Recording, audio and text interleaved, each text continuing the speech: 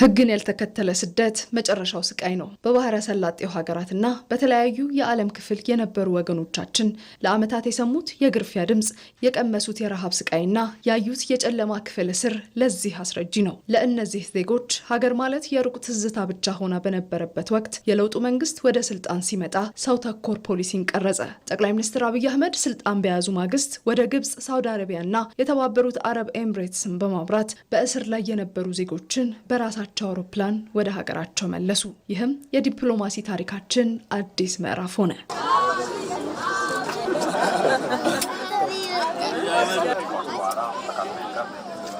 ይህ ጉዞ ባለፉት 8 ዓመታት ተጠናክሮ ቀጥሎም በርካታ ዜጎች ወደ ሀገራቸው ገብተዋል።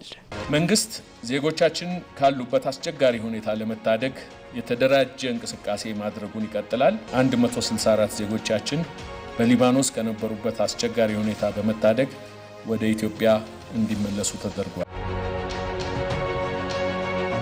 እዛ የነበረ ስቃይ ለመናገር በጣም ይከብዳል። እስር ቤት 7 ወር ነው ከልጅ ጋራ ነው። በተለይ ለእናቶች በጣም ስቃይ ነው። ሳልሞት እዚህ ስላደረሰኝ ደውል ፈጣሪን በጣም አመሰግናለሁ። ሀገራችን ሰርተን መለወጥ ነው የምንፈልገው። ዳግመኛ ስደት አንከጅም። ልክ ኢትዮጵያን መሬት ሰራቅታት ላይክ እንደገና የተወለድኩ ያክል ነው። ዜጋ ተኮር ዲፕሎማሲ ዜጎችን ወደ ሀገር በማስገባት ብቻ አላበቃም። ዋናው ፈተናና ስኬት የሚለካው ተመላሾች በሀገራቸው ተስፋ ቆርጠው ዳግም ወደ ስደት እንዳይመለሱ በማድረግ ላይ ነው። ይህ ዜጋ ተኮር ዲፕሎማሲም የኢትዮጵያን ገጽታ ከመቀየር ባለፈ ዜጎች ለሀገራቸው ያላቸውን ፍቅርና እምነትም አድሷል። ትልቅ ለውጥ የታየበት ዲፕሎማሲ ባለፉት 8 ዓመታት የዜጋ ተኮር ዲፕሎማሲ ነው።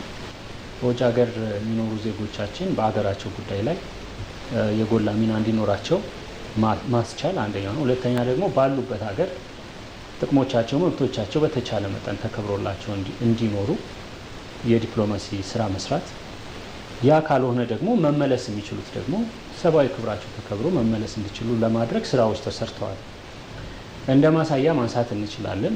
በአረብ ሀገራት ያሉ ዜጎቻችን፣ በተለያዩ አፍሪካ ሀገራት ላይ ያሉ ዜጎች ያሉበት ሁኔታ አደገኛ፣ አስቸጋሪ ከሆነ ደግሞ እንዲመለሱ ማድረግ ስራ ተሰርቷል። በብዙ ሺህ ኢትዮጵያውያን በተከታታይ በተደረጉ ስራዎች እንዲመለሱ ተደርጓል። የዜጋ ተኮር ዲፕሎማሲ ሌላኛው ገጽታ ዲያስፖራው በሀገሩ ኢንቨስት እንዲያደርግና እውቀቱን እንዲያጋራ ምቹ ሁኔታን መፍጠሩ ነው። በተለይም ወደ ሀገር ቤት የሚል ጥሪዎችን በማድረግ ኢትዮጵያውያንና ትውልደ ኢትዮጵያውያን መጥተው ሀገራቸውን እንዲጎበኙና ማንነታቸውን እንዲያውቁ ከዛም አልፎ ሀገራቸውን እንዲያለሙ ተደርጓል። በተሻለ ሀገር የሚኖሩ የተሻለ ሀብት የፈጠሩ ኢትዮጵያውያን ደግሞ ወደ ሀገር ተመልሰው በኢትዮጵያ ኢኮኖሚ ላይ ትርጉም ያለው ሚና እንዲጫወቱ ለማድረግ እነሱን የማግኘት የማወያየትና መጥተው እዚህ ቢሰሩ አዋጭ ተጠቃሚ ሊሆኑ እንደሚችሉ የማግባባት ስራ ተሰርቶ አሁን በኢትዮጵያ የኢንቨስትመንት ኢንቫይሮንመንት ውስጥ ሚና እየተጫወቱ እንደሆነ ማየት ይቻላል። ትናንት በባዕድ ደጃፍ የታረዘው ማንነት ዛሬ በሀገሩ ተስፋ ለብሷል። የዜጋ ተኮር ዲፕሎማሲው ስኬት የኢትዮጵያዊነትን ክብር ከፍ ያደረገ የለውጥ ውጤት ነው። ኢትዮጵያ በለውጥ ጉዞዋ ዜጋን አስቀድማለች። ይህ ጉዞ ነገም ለሚሰደዱ ሳይሆን በሀገራቸው ሰርተው ለሚለወጡ ዜጎች ብሩህ ፋና ሆኖም ይቀጥላል።